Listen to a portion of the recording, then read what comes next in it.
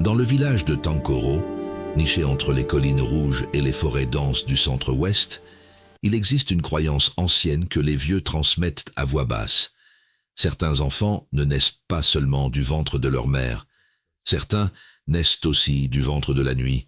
Personne ne le savait encore en cette année 2021, quand Adjoa Kwasi, femme ordinaire, épouse aimante, mit au monde sa troisième fille dans la maternité de Tankoro. L'accouchement fut étrange. Le courant électrique coupa 3 fois. Une odeur de soufre et d'encens envahit brièvement la salle, puis disparut. La sage-femme, Mameama, une vieille dame de 70 ans qui avait vu naître des centaines d'enfants, resta silencieuse un long moment après avoir tenu le bébé. Elle regarda la mère, regarda le père, Kofi Kwasi, et dit simplement, les lèvres serrées, « Elle a des yeux qui ont déjà vécu. » On appela la petite Mélissa. La famille Kwasi était composée de 5 personnes. Kofi, le père, chauffeur de camion long courrier, honnête et travailleur. Adjoa, la mère, commerçante au marché central. Il y avait l'aîné, Théo, 11 ans, garçon discret et studieux. La cadette, Inès, 6 ans, vive et rieuse. Et enfin Mélissa, la petite dernière, qui venait d'avoir 3 ans quand tout commença réellement. À 200 mètres de la maison familiale vivait la grand-mère paternelle de Kofi. On l'appelait Mami Efua. Officiellement, c'était une vieille femme pieuse qui allait à l'église le dimanche, cultivait son petit jardin et gardait les enfants de temps en temps. En réalité, Mami Efua était ce que les anciens du village nommaient une soboa, une femme médecine liée aux forces profondes de la terre, des ancêtres et des puissances invisibles. Elle pratiquait la sorcellerie depuis l'âge de 20 ans, héritière d'une lignée de femmes qui communiquaient avec le monde des esprits depuis plusieurs générations. Mami Efua avait attendu. Elle avait observé tous les enfants de la famille, cherchant le signe. Théo n'avait rien, Inès non plus, mais dès que Mélissa fut capable de marcher, dès qu'elle put fixer un point dans le vide pendant de longues minutes, sans scier, dès que les animaux du quartier commencèrent à l'éviter instinctivement, chiens, chats, poulets, qui s'écartaient sur son passage, Mami Efua sut. C'était elle. Les parents de Mélissa ne se méfiaient pas. Ils étaient même soulagés que la vieille grand-mère veuille garder la petite. Cela leur faisait du temps. Ils ne savaient pas ce qui se passait dans cette maison, aux murs couverts de feuilles séchées, aux coins ornés de petites calebasses rouges. Mélissa avait 4 ans quand Mami Efua commença son travail. Les premières séances ressemblaient à des jeux. La vieille femme apprenait à la petite fille à écouter le silence, à distinguer le bruit du vent ordinaire, du murmure des esprits errants. Elle lui apprenait à regarder la fumée d'une bougie s'élever et à y lire des formes. Elle lui apprenait les noms, des noms en langue ancienne, des noms que personne ne prononçait plus dans le village depuis des décennies. « Répète après moi, Mélissa, Konfo, Asabonsam, Abayifo. » La petite répétait, avec une facilité déconcertante, sans trébucher sur une seule syllabe, comme si ces mots dormaient en elle depuis toujours et qu'on les réveillait simplement. Mami Efua n'en dormait plus. Jamais de toute sa longue vie elle n'avait vu une réceptivité pareille chez une enfant si jeune. En général, il fallait des années pour qu'un initié commence à percevoir. Mélissa, elle, percevait depuis le premier jour. La nuit de ses 4 ans et 3 mois, Mami Efua accomplit le rite d'ouverture. Elle traça sur le sol de terre battue un cercle de poudre blanche et rouge, plaça Mélissa en son centre, alluma 7 bougies noires et récita les formules d'invocation en twi ancien, mêlées de dialecte local. Elle appela les esprits gardiens de la lignée, leur présenta l'enfant et demanda qu'ils la reconnaissent comme l'une des leurs. Ce qui se passa ensuite, Mami Efua ne le raconta jamais à personne, mais le lendemain matin, ses mains tremblaient légèrement, et Mélissa, elle, souriait d'un sourire que n'ont pas les enfants de 4 ans.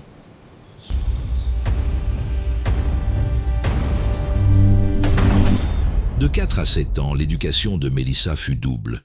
Le jour, elle allait à l'école primaire Saint-Joseph de Tankoro, apprenait à lire, à compter, chantait les comptines avec les autres enfants. Elle était bonne élève, sociable en surface. Les enseignants la trouvaient intelligente, un peu trop sage pour son âge. La nuit, dans la maison de Mamie et Foi, elle apprenait autre chose. Elle apprenait à voyager hors de son corps pendant le sommeil, à envoyer son esprit espionner les maisons voisines, à glisser dans les rêves des gens pour y lire leurs peurs les plus profondes. Elle apprenait la préparation des wangas, ces préparations mystiques à base de plantes, de terre de cimetière, d'os d'animaux et de substances que la morale ordinaire interdit de nommer. Elle apprenait surtout la loi fondamentale de la sorcellerie africaine telle que Mamie et Foi la pratiquaient. Pour que le pouvoir grandisse, il faut le nourrir. Et la nourriture la plus puissante, c'est la chair de ce qu'on aime. C'était la doctrine des mangeurs d'âme. Pas de la chair physique, pas vraiment. C'était plus subtil, plus terrible que ça.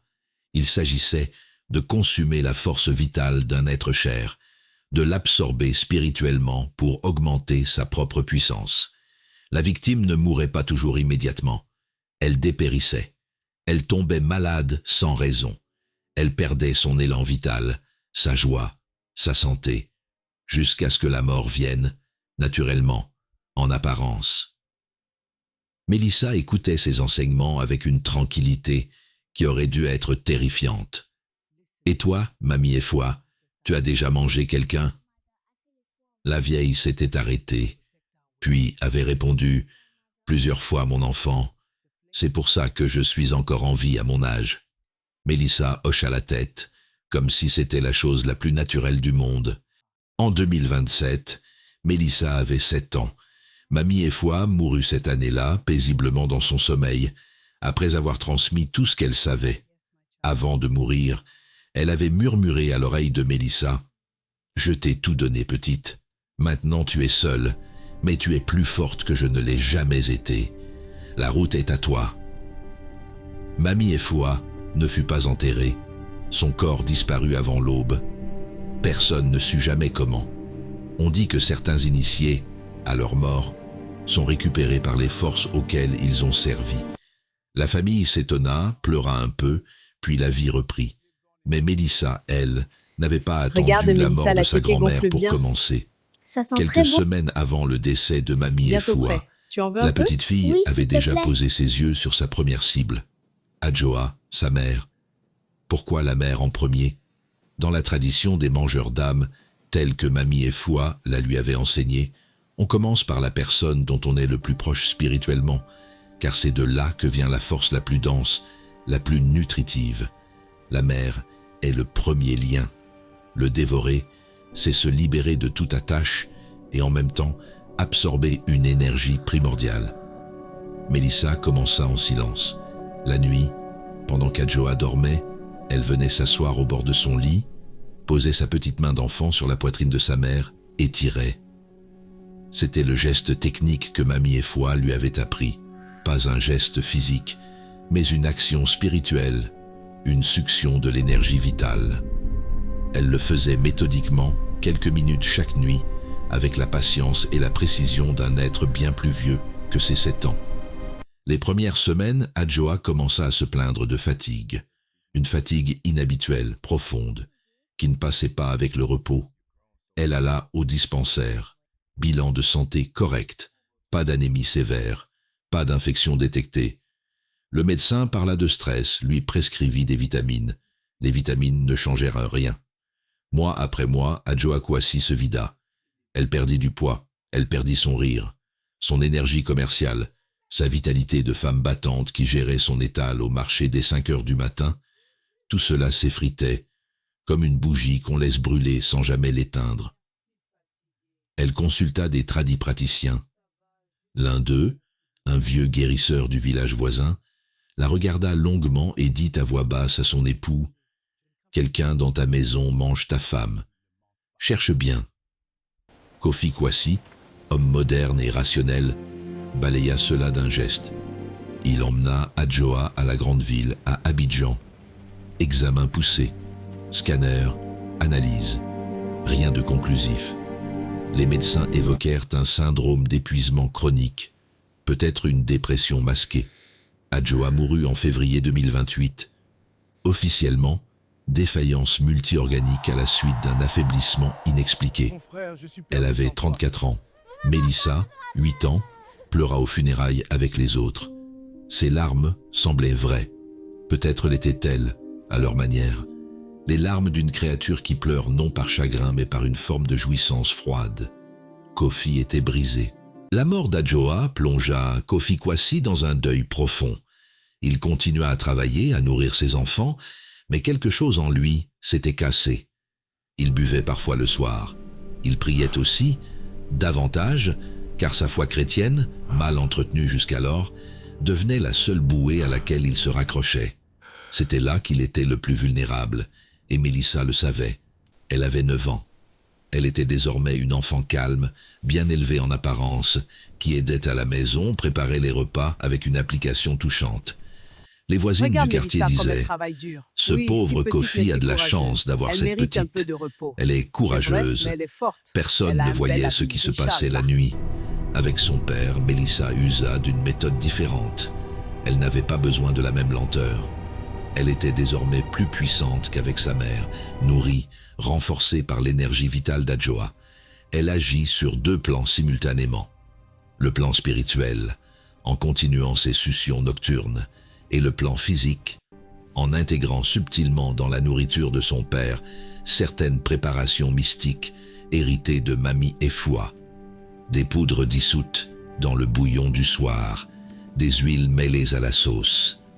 Ce n'était pas du poison au sens chimique, c'était quelque chose que les laboratoires ne peuvent pas détecter parce que cela n'agit pas sur le corps, mais sur le lien entre le corps et l'âme. Cela délite progressivement cette attache invisible qui maintient un être humain en vie et en désir de vivre. Kofi commença à avoir des rêves terribles, des cauchemars où sa femme morte l'appelait depuis un endroit sombre. Il se réveillait en sueur, le cœur battant. Il perdit l'appétit, il perdit la volonté de se battre. Il eut des accidents de la route, mineurs d'abord, puis un grave en mars 2029. Son camion sortit de la route sur l'axe Tankoro-Bouaké. On le retrouva vivant mais dans un état critique. Il ne se remit jamais vraiment de cet accident. Il passa 4 mois à l'hôpital, rentra amaigri, diminué, le regard vide. Les médecins ne comprenaient pas pourquoi un homme de 38 ans en relativement bonne santé ne récupérait pas. Kofi Kwasi mourut en novembre 2029, arrêt cardiaque dans son sommeil. Il avait 39 ans. Mélissa avait 9 ans et demi. Dans la maison, il restait Théo, l'aîné, 15 ans désormais, Inès, 12 ans, et Mélissa. Un oncle paternel prit la tutelle Théo, légale, mais mais vivait en ville et ne passait que rarement. Tu ne restes pas un peu? Les 3 enfants étaient en grande partie livrés à eux-mêmes, D'accord, au sous la revoir. garde officielle d'une voisine de confiance. Inès était le type d'enfant qui illumine une pièce en entrant. Vive, bavarde, généreuse, elle distribuait son rire comme on distribue du pain. Elle aimait sa petite sœur Mélissa, d'un amour sans méfiance, d'un amour d'enfant qui ne connaît pas encore les ombres. C'était exactement ce qui rendait Inès précieuse aux yeux de Mélissa. Non pas par affection. J'ai couru et sauté Mélissa n'était plus après, on a capable mangé des gâteaux, d'affection c'était trop bon. ordinaire depuis Je suis longtemps, trop contente de te mais raconter parce tout qu'une ça. telle pureté énergétique était une ressource extraordinaire. Mamie et Foi le lui avaient dit, l'innocence est la drogue la plus puissante qui soit pour une Soboa. En 2030, Mélissa avait 10 ans. Inès en avait 13. Le cas d'Inès fut le plus rapide. Mélissa n'avait plus besoin de la même patience qu'au début. Elle était puissante maintenant, dangereusement puissante pour une enfant de son âge. Elle avait dévoré l'énergie de 2 adultes. Son esprit s'était développé bien au-delà de ce que son corps d'enfant laissait supposer. Elle agit en 3 mois sur Inès, 3 mois seulement. Inès se mit à dépérir avec une rapidité qui terrifiait les gens autour d'elle. Elle perdit ses cheveux. Elle cessa de manger.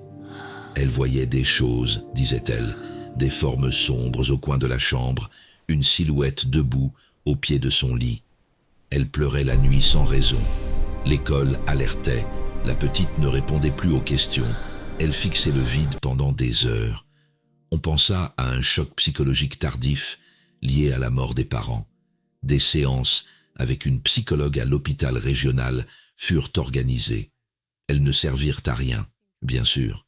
Ce que la psychologue ne savait pas, ce qu'elle ne pouvait pas savoir, c'est que la fillette assise en face d'elle était en train de se faire vider de l'intérieur par sa petite sœur, nuit après nuit, avec une méthode que la science moderne n'a aucun instrument pour mesurer. Inès mourut un dimanche matin de juillet 2030. Elle s'endormit la veille au soir et ne se réveilla pas. Elle avait 13 ans.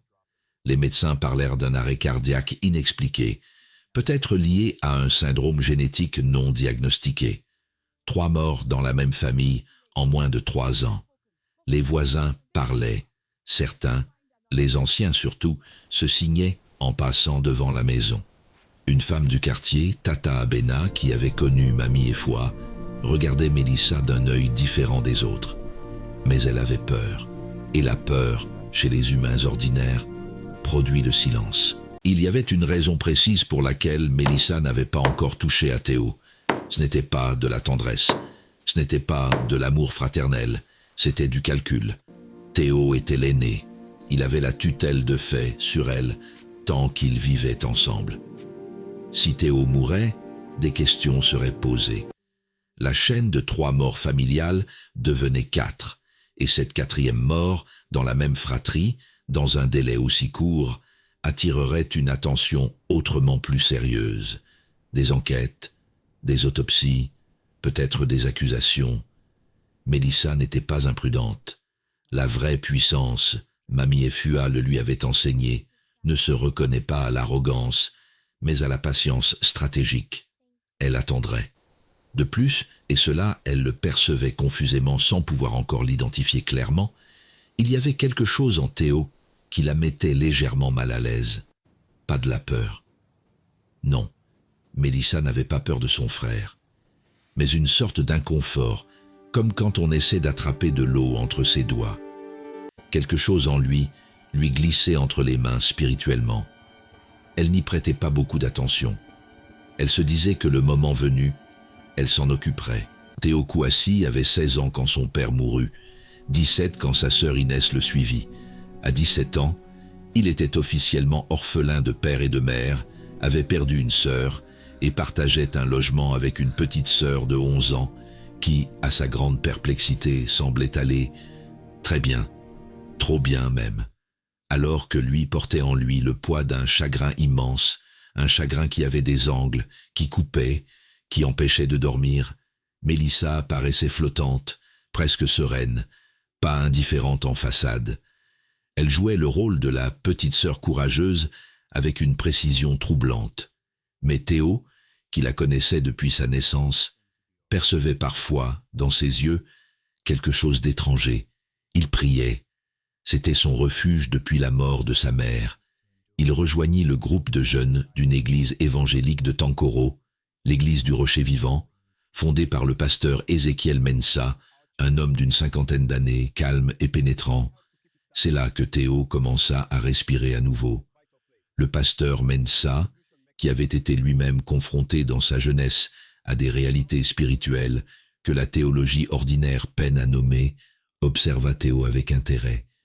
Il priait souvent avec lui après les réunions. Un soir, il lui dit « Je ne sais pas ce que tu portes, Théo, mais je sais que Dieu t'a marqué.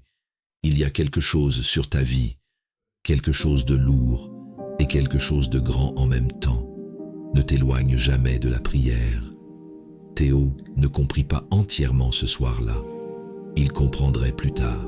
En 2033, Mélissa avait 13 ans. Elle était entrée au collège. Elle était brillante, première de sa classe, admirée de ses professeurs et de ses camarades. Belle également, une beauté particulière, comme taillée dans une matière plus dense que l'ordinaire, avec des yeux qui semblaient regarder à travers les gens plutôt que vers eux. Elle menait une vie parallèle parfaite. Le jour, élève modèle et jeune fille bien élevée. La nuit, elle continuait ses pratiques, seule désormais, sans maître, guidée uniquement par ce que Mamie Efwa lui avait transmis et par les esprits avec lesquels elle avait appris à communiquer directement. Elle avait élargi son périmètre. La mort des siens l'avait nourrie, certes, mais elle avait aussi commencé à exercer ses capacités sur d'autres, jamais jusqu'à la mort, car elle était prudente, mais assez pour provoquer des maladies inexpliquées, des disputes dans des foyers, des accidents bénins. Elle s'entraînait, elle peaufinait. Cependant, quelque chose avait changé depuis peu, une résistance, un obstacle qu'elle n'arrivait pas à identifier. Chaque nuit, quand elle étendait son esprit à travers la maison, une habitude de surveillance qu'elle avait prise, elle rencontrait une sorte de lumière dans la chambre de Théo. Pas une lumière physique, une lumière spirituelle, quelque chose de chaud et de puissant qui formait comme une barrière invisible autour de lui. Elle avait essayé à plusieurs reprises de sonder Théo, de commencer le travail de sape. Chaque fois, elle se heurtait à ce mur invisible et se retrouvait repoussée avec une brutalité qui la surprenait. Elle n'en parlait à personne, elle observait. Ce fut une nuit d'octobre 2033. Théo, 19 ans, rentra tard d'une veillée de prière à l'église. Il était 2 heures du matin. La maison était silencieuse. Il passa devant la chambre de Mélissa et, chose étrange, s'arrêta devant la porte. Il ne savait pas pourquoi il s'était arrêté. Quelque chose l'avait retenu, une sensation, un signal intérieur qu'il n'aurait pas pu expliquer. Il posa la main sur la porte et pria silencieusement pendant quelques minutes dans le couloir. Puis il alla se coucher. Dans sa chambre, Mélissa était assise en tailleur sur son lit, en pleine session de travail spirituel. Au moment précis où Théo posa la main sur la porte et commença à prier, elle sentit quelque chose s'abattre sur elle comme un choc. Pas de la douleur, quelque chose de plus subtil, une perturbation, comme si la fréquence sur laquelle elle travaillait venait d'être brouillée par une émission bien plus puissante. Elle ouvrit les yeux dans le noir, observa la porte, et pour la première fois depuis des années, Mélissa ressentit une émotion qu'elle pensait avoir définitivement brûlée en elle. De la peur. Elle passa cette nuit sans dormir, assise dans son lit à essayer de comprendre. La tradition chrétienne africaine, celle qui connaît réellement le terrain, celle des vieux pasteurs et des intercesseurs battus par des décennies de combats spirituels, enseigne une chose que les théologies académiques traitent souvent avec condescendance. Il existe des êtres humains sur lesquels Dieu a posé une onction particulière, un sceau invisible, avant même leur naissance. Ces personnes ne le savent pas nécessairement. Elles n'ont pas demandé ce sceau. Mais il est là. Et dans les moments de crise spirituelle profonde, ce sceau s'active. Théo Kouassi était l'un de ces êtres. Le pasteur Mensa le comprit bien avant Théo lui-même. En 2034, lors d'une retraite spirituelle intensive organisée par l'Église, Théo vécut une expérience qu'il ne pouvait raconter qu'en bégayant, faute de mots suffisants. Une rencontre, une présence, une chaleur qui traversait ses os et lui donnait simultanément l'envie de rire et de pleurer, et une clarté absolue sur sa vie, sur les morts de sa famille, sur sa sœur. Quand il revint de cette retraite, il n'était plus tout à fait le même. Il ne dit rien à Mélissa, mais il commença à la regarder différemment. Ce que l'expérience de la retraite avait ouvert en Théo, c'était ce que le pasteur Mensa appelait le discernement, la capacité, accordée par la grâce divine, de percevoir les réalités spirituelles derrière les apparences physiques. Théo regardait maintenant sa sœur et voyait autre chose. Il ne voyait plus seulement la jeune fille de 13 ans aux bonnes notes et aux manières douces. Il voyait la superposition, la chose derrière la chose, l'ombre qui habitait les yeux de Mélissa, la présence froide qui l'enveloppait comme un manteau invisible. Il pleurait souvent, la nuit, seul dans sa chambre. Il pleurait pour sa mère, pour son père, pour Inès. Il comprenait maintenant, pas entièrement. Il y avait encore des zones d'ombre, des doutes, des moments où il se disait qu'il était fou. Mais dans les moments de prière profonde, la vérité s'imposait à lui avec une certitude qui ne souffrait aucune discussion. Sa petite sœur avait mangé sa famille. Il ne pouvait pas aller à la police avec ça. Il ne pouvait pas en parler à l'oncle tuteur qui l'aurait fait interner. Il ne pouvait pas en parler à ses amis.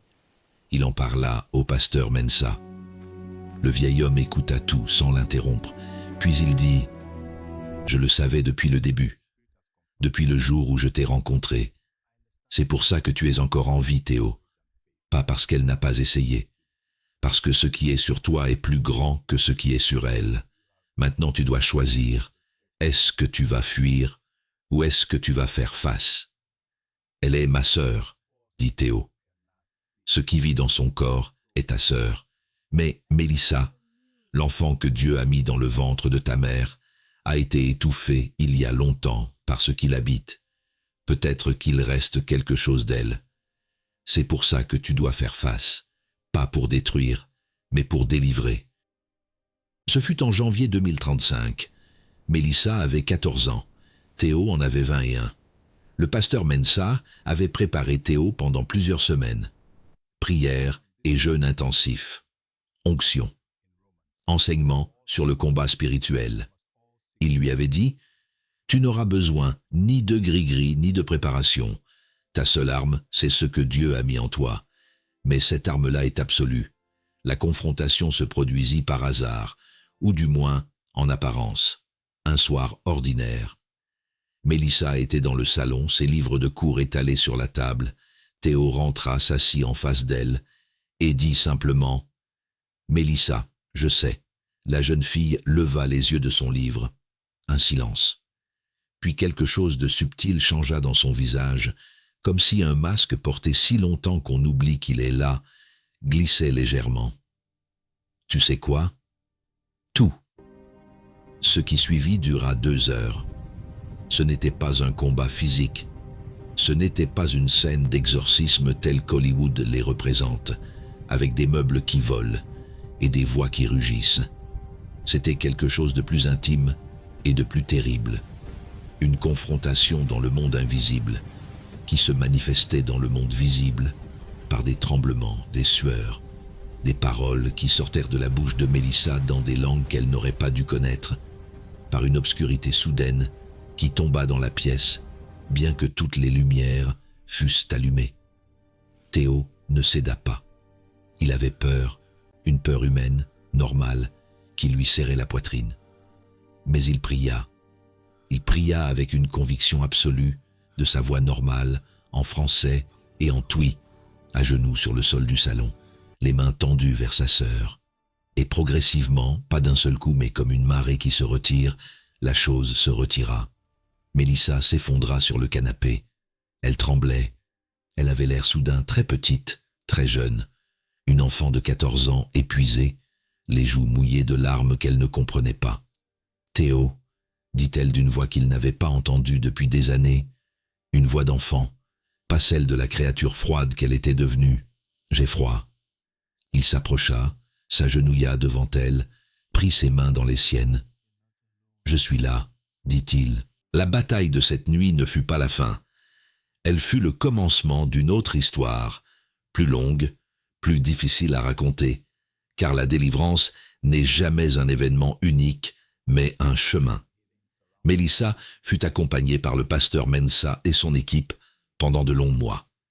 Il y eut des rechutes, des nuits terribles, des moments où la jeune fille elle-même ne savait plus qui elle était, ce que Mamie et Foi avaient mis en elle depuis ses 4 ans, ou la petite fille qui aurait dû grandir normalement dans la chaleur d'une famille aimante. La justice humaine ne fut jamais saisie. Que lui aurait-on dit? Que lui aurait-on prouvé? Les 3 morts étaient officiellement naturels ou accidentels.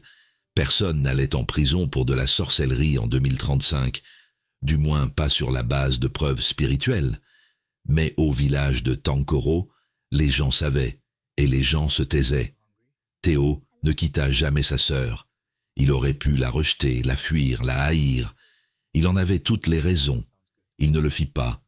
Non pas par naïveté, il savait très bien ce qu'elle avait fait, mais parce que la même foi qui lui avait donné la force de la confronter lui enseignait aussi que l'amour n'est pas une récompense que l'on mérite. C'est un choix que l'on fait. Mélissa, à 16 ans, s'inscrivit elle-même à l'église du pasteur Mensa. Personne ne sait exactement ce qui se passait en elle. Elle ne l'a jamais raconté publiquement, mais ceux qui la connaissaient disaient qu'il y avait dans ses yeux, désormais, quelque chose de nouveau. Pas de la légèreté, non. Elle ne serait jamais légère. Trop de choses avaient eu lieu, trop de poids porté trop tôt, mais une profondeur différente. Une profondeur qui regardait vers la lumière plutôt que vers l'ombre. Peut-être que c'était suffisant. Tankoro, 3 heures du matin. La chambre de Mélissa était silencieuse depuis des heures, quand la flamme de la bougie posée sur le sol, cette bougie que personne n'avait allumée, se mit à brûler toute seule dans le noir. Mélissa ouvrit les yeux. Pas de bruit, pas de présence visible, juste cette flamme et cette odeur, encens mêlé de terre fraîchement retournée, une odeur qu'elle n'avait pas sentie depuis 7 ans, puis la voix, douce, sèche, ancienne, venue de nulle part, venue de partout. Tu croyais que je t'avais tout donné, petite? Je t'avais seulement prêté ce dont tu avais besoin.